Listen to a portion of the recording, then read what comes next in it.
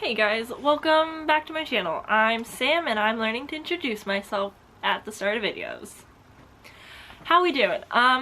Today's like a really casual sit down, my animals are going crazy in the background video. Literally like gonna mess up my shot, but in sweats, sat in front of my bookshelves today. So I'm doing my first official wrap up for this year. Yeah. Originally didn't plan to do wrap-ups because I'm doing like my quarterly stats video, but I realized that I can't really talk as in-depth about every book I read if I'm doing it that way. So we're gonna try this out, see how it goes. We're gonna do some wrap-ups. So in the month of April, I somehow read 14 books. So I primarily use Scribd to read audiobooks and ebooks because that's most convenient and most affordable for me. I can't just go around buying books all the time. I don't have super easy access to a library right now, so I can't like listen to audiobooks through them. So yeah, that's how my reading works. And when Scribd takes away their books for 2 to 3 weeks, which nobody on BookTube seems to talk about, so maybe it's just a me problem, I don't know. But it kind of sucks, and it hinders my reading capabilities. So I wasn't able to finish my TBR from last month because half of the books got taken away and I didn't have time. So that's always frustrating. But I was still managing, but I still managed to read 14 books, which for me is so good. Finn's having the time of his life while I'm recording this, but I don't want to kick him out either. So we're just gonna sit down, hang out, chill, relax, and talk about books. All the books that I read in April. Starting off strong. Starting off strong, I read the first 2 books in the Lux series by Jennifer L. Armentrout. I read Oblivion and Obsidian. Is that the right order? Yeah. Obsidian and Oblivion. I gave them 4 stars. I really enjoyed these. I went into these like low expectations. I picked them because they fit prompts for the Magical Aurelium that I didn't think I'd find books for. They were on my TBR from like high school, and I was like, you know what? Let's do it. Why not? Let's go for it. And I enjoyed them. I love them. Lay down. I know you are so sweet and cute, but I need to film. Where was I? So yeah, the Obsidian and Oblivion. These are books 1 and book 1.5 in the series. I don't know how big the series, I want to say there's like 6+ books or something crazy. They really brought me back to just like that high school angsty romance that I loved. Personally, like I was here for that kind of romance. I always like, I was into the toxic bad boys of books. I don't know why. We don't need to think about that or analyze that, but that was a thing and I really enjoyed it, and it just kind of brought me back. I wouldn't say that these are like well written, brand new, above and beyond kind of books or anything, but they're fun and I enjoy them. In this, we're following our main girl, whose names have totally escaped me. I have no clue who she is. And she moves to a new town. And across the street are Dee and Demon, who I like to call Damon because it sounds less bad. But yeah, so Dee and Damon are the neighbors across the street who have a little secret, and that's that they're aliens. I'm not going to say that like romance ensues or anything because it's not quite that intense, but at the same time, like, there's something there. Book 1.5 is actually following the same story but from Damon's perspective, Demon's perspective, and I enjoyed it. I really did. I don't know why. I don't know what it says about me. I liked the alien teen romance. Moving on. Okay, yeah, I gave them 4 stars. They were fine.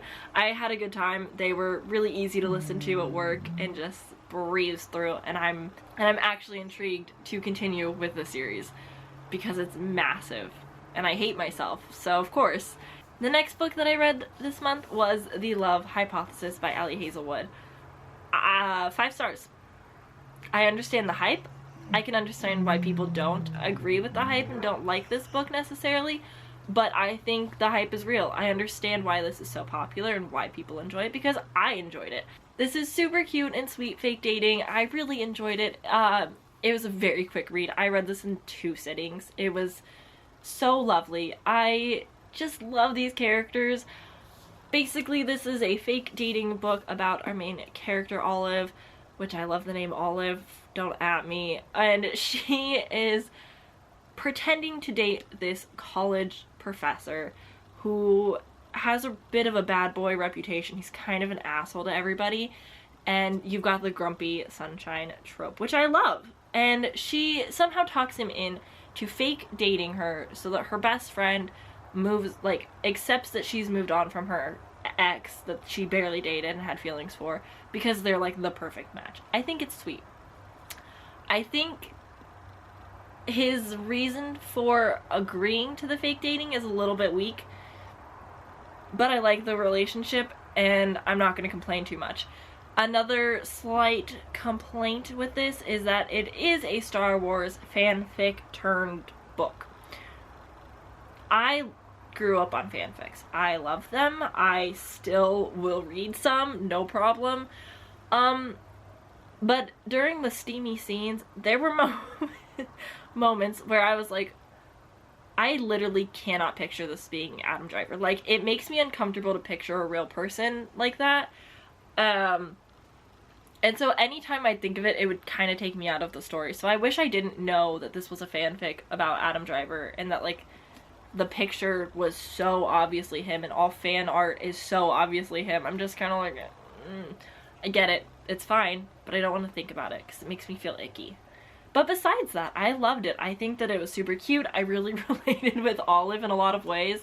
The third act conflict made sense, was still annoying because, like, just fucking talk to somebody. It's not that big of a deal, but I was able to move on from that. I still enjoyed it. I overall liked it. I gave it 5 stars.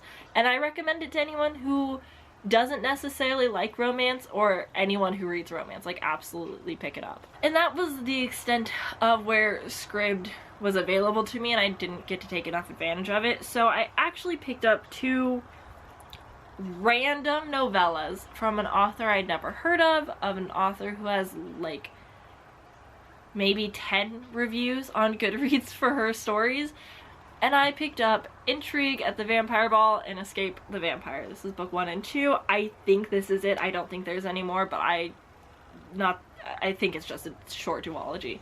I think these books are kind of looked down upon on Goodreads, and I don't actually know why. I thought they were fine. I gave both of them 3 stars. I think they were just fine. They're novellas, so you're not going to get a lot of, like, depth and character growth or anything. It's nothing crazy, but it was fun and short and easy to listen to, and it's a book. It is what it is. I didn't think it was terrible. I don't think it was anything special. I think the writing level is probably where I would be at, and that's not an insult nor a compliment, and I think that's okay. I don't think every book has to be poetic literature. What are these about? Kind of forgettable plots. They're paranormal-ish romance novellas. Basically we are following our main character who works basically for the order, the government, to keep the vampires and the werewolves in check. And the vampires and humans are pretty, like, buddy-buddy and have an equal dislike for the werewolves and are trying to push them out. And by doing so, they're using a tool that actually does way more harm. And basically, because this is very short and I don't want to spoil too much, there's a group that gets together and she joins forces to basically do a heist. She heists them, and it's pretty good. Like, again, I think that each book was 2 hours long, like, it was fine. I actually kind of preferred the second one, even though less happened. There was more character development in it, and I was like, you know what, this is fine. There was more romance, if you're into that. Yeah. I feel like this hit all the checklist marks that she had, and I think she did fine. Alright, I started another series and I started The Last Pendragon Saga, book 1.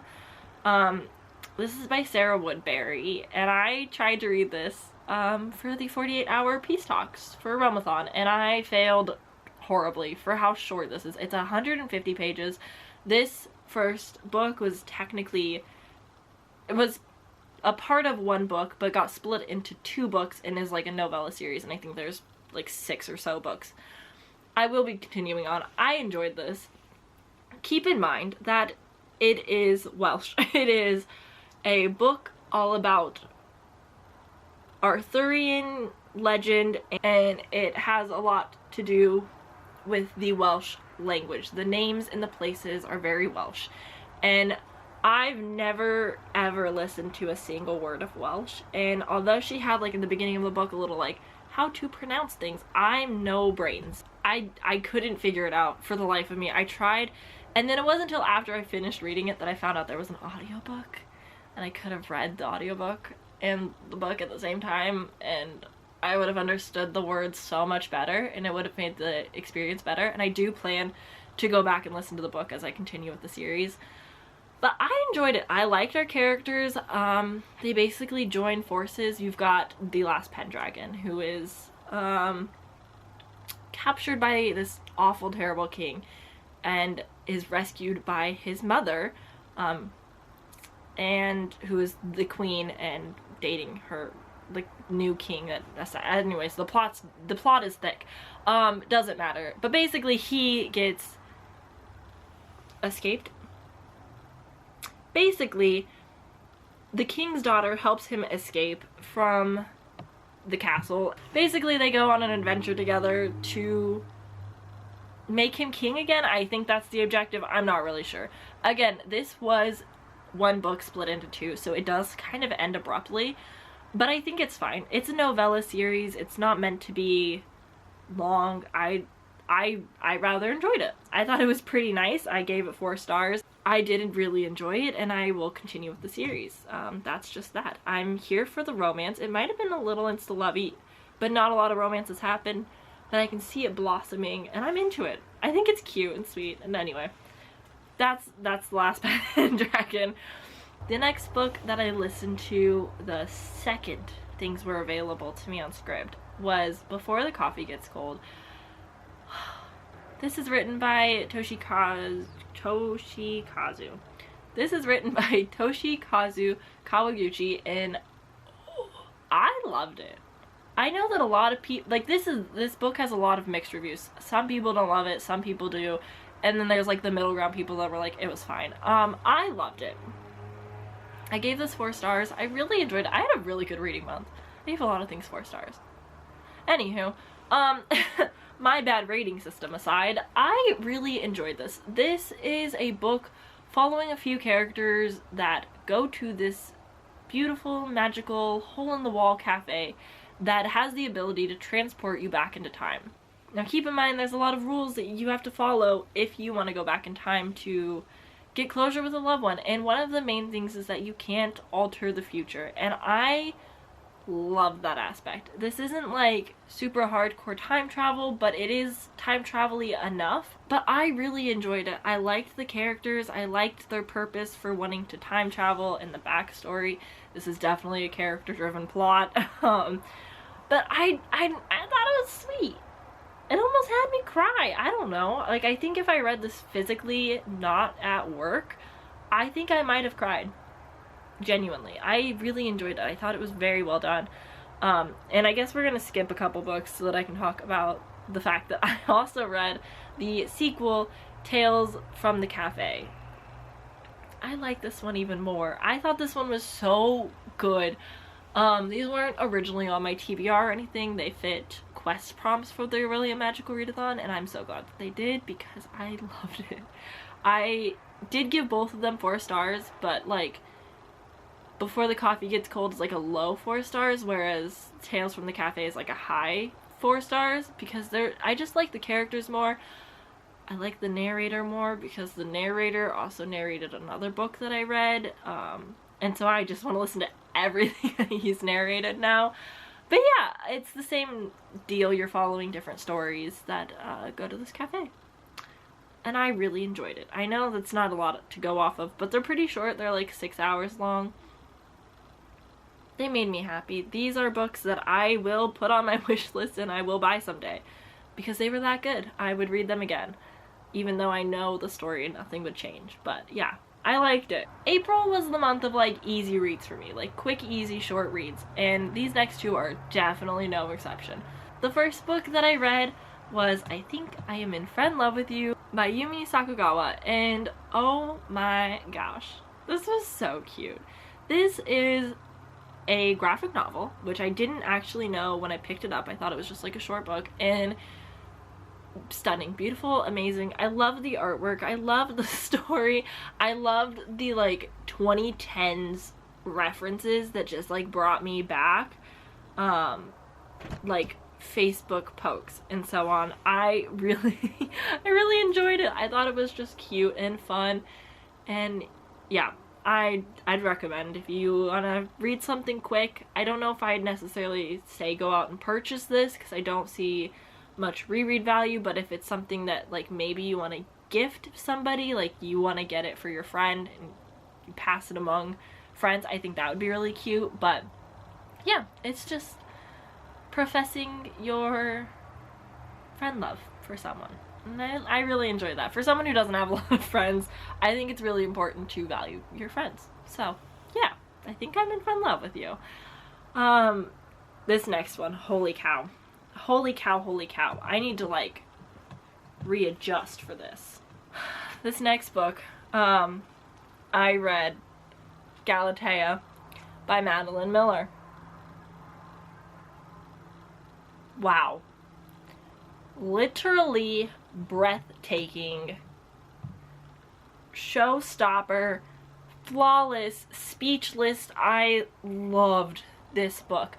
This book is everything I wanted The Silent Patient to be by Michaelides. I read that last year. It's fine. Not the point. This book gave me everything I wanted that book to be. I wanted the unhinged, most just like what is happening vibes, and it was absolutely fantastic. It was incredible. Let me fix that again. Genuinely so good. This book is 37 pages long, so I will give you no plot. Please, though, do not just pick this up on a whim, because oh my goodness. Check the trigger warnings. For a 37 page, this book packs the punch, and it fits in a lot of triggers. Some of it was hard for me to read. I powered through and I loved it. It was so fantastic. The ending was great. This is a retelling of mythology, and that's all you need to know. I recommend, if you can handle it and the trigger warnings aren't going to bother you. I don't know. Something about the vibes just, wow. I just loved it. I need like a full-length novel of this type of vibe because it was great. Alright, moving on from that. I listened to Moth by Amber McBride, performed by Amber McBride on Scribd. I think she makes this audiobook so much better. I think having the author, in her words, perform her book just like so much better.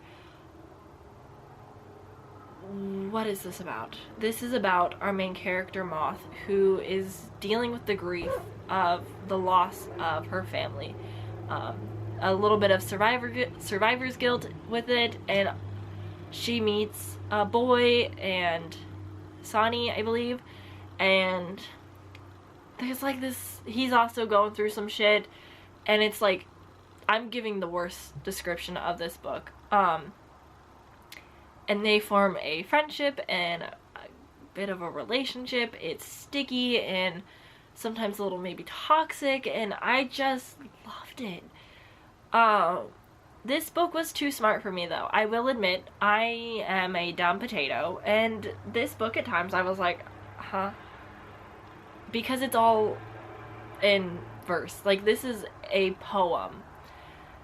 The chapters are incredibly short. There was so many chapters, and it was beautifully written, and I wish that I understood poetry better, and had more of an appreciation for this. So I rated this higher than I personally felt, solely for the fact that, like, I know that people who love poetry and the intended audience of this probably have a way better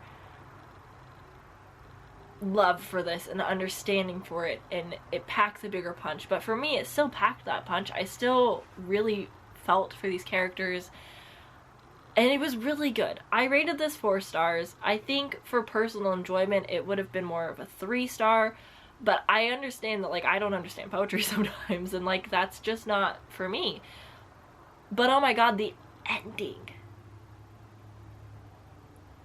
highly recommend. If you like poetry and you can stand it, I would 1000% check this out, because oh my goodness, the ending especially, so cool. This also is really cool because there's a lot of, let me do my research really quick, reading directly from the Goodreads. This has Navajo myths and creation stories, as well as hoodoo, religion? I don't know if it's religion, but a practice maybe. And I thought that was really interesting take to add to everything. I really enjoyed it. Again, it's a little too smart for me, but I think it's worth the read. So that was me, Moth. So good. Oh my god. Alright, next up, I listened to the Tao of Pooh. I never say that right. Austin, my boyfriend, always is like, it's this. And I'm like, I'm sorry, Sorry, I'm unintelligent. This is written by Benjamin Hoff, who I learned is from Portland, Oregon. So that's always fun. I live in Oregon, in case you didn't know. This is basically Winnie the Pooh and how he relates to Taoism. Taoism? Fuck. I don't know. I can't review this book. This was short. It was fine. Let's just talk about it. Okay, so basically, I loved the aspect of this being Winnie the Pooh. I loved Winnie the Pooh growing up. It's kind of a family thing. I'm sure we all feel that way to some capacity. Winnie the Pooh's great. And I understood why he was the chosen representation for this. I understand why it makes sense and why it's used. And I really enjoyed the friends and talking about it. But at sometimes I felt it was a little bit contradictory to the practice, and I related to some of the things said. I could understand why they're a practice and why that's what you should do. I agreed with a lot and I disagreed with a lot as well. It wasn't like a, yes, this is fantastic. I know a lot of people love this book, and that's great. I'm giving this 2 stars, maybe 2.5, 3 stars. I don't know. I rated it 2 on Goodreads because my main enjoyment came from it being Winnie the Pooh. If you took out that element, I would not have cared what was said. But because it was Winnie the Pooh, it kind of gives you that nostalgic aspect, and it makes you want to, like, you love the characters, you know them already, so you don't have to think too hard. Some of my issues with the book. Basically, the practice is don't be materialistic, don't have relationships, go live your free life, just live at your own pace, do what you want. And I love a lot of the things that was said. But one of the things that really stuck out to me and a lot of reviewers was, if there's a plane crash and a bunch of people die, just turn off the TV and go outside and listen to the birds. And I have a hard time wrapping my head around this because to one degree, absolutely, yes. To another, I don't know, care? I don't know how I feel, because I feel like a lot of this is contradicting my beliefs and obviously itself, because Winnie the Pooh loves his friends. Like, obviously if his friends died in a car crash, he'd be upset. But I understand if you don't know strangers, you shouldn't be so invested in what happens to them because it's not going to help your mindset. And to an extent, I agree. But at the same time, like, I don't know. I don't think I'm sophisticated enough to talk about this book. I don't have enough coherent thoughts for it. But yeah, I rated it 2 stars. I read it and it's left me thinking, which I mean is part of what it should do. It stuck with me a little bit.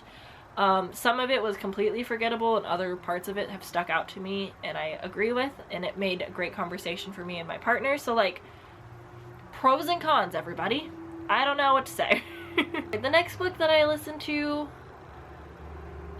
was The Song of Achilles by Madeline Miller. I listened to a lot of it at work, so I wasn't quite as invested. I listened to the audiobook, I did not read it. I have all of my thoughts in this vlog that you can check out. So I have all my thoughts there if you want to go more in depth with it because I read it in a vlog, but I gave this 3 stars. Achilles is kind of an asshole and I'm sure that's the point. It's a it's a mythology retelling, so you know it's dark. But it's gay, so that's cool. I like that aspect. I liked a lot of the story. I didn't like all of the war. Although accurate to history or whatever, I just personally didn't need it. It was a little too real. I like war, but not always. You know, I have levels of degrees of wars that I like. Okay. So yeah, overall, it was fine. I enjoyed a good chunk of it. Again, I have a vlog where I talk about all of my thoughts and you should just check that out instead because I still am unsure.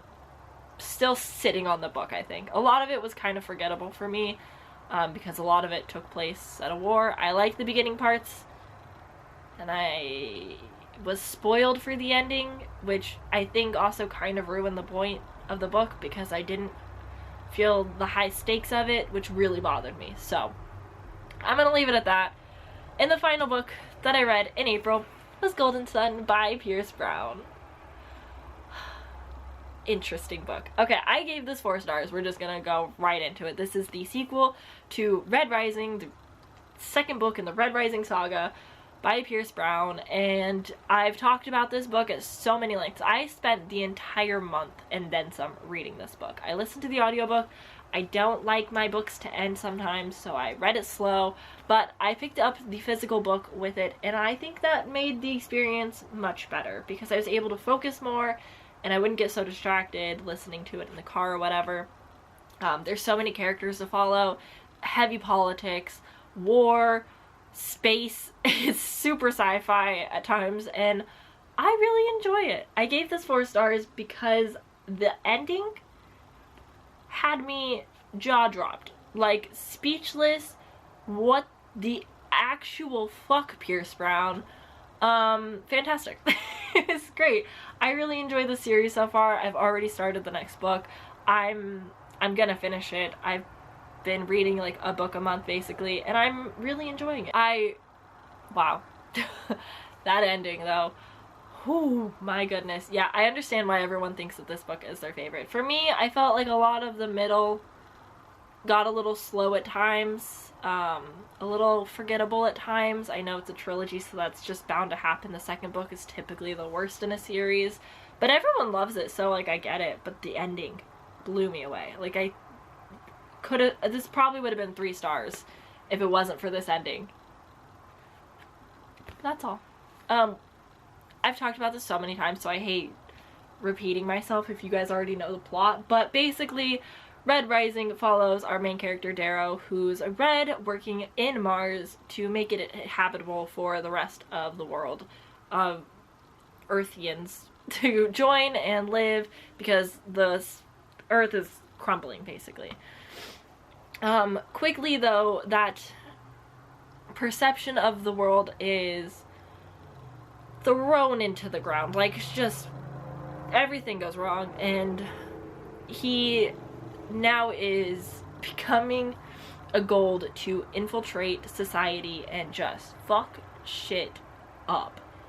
and it is wonderful. It is so amazing. If you're into sci-fi, I highly recommend this series. I also highly recommend the audiobooks.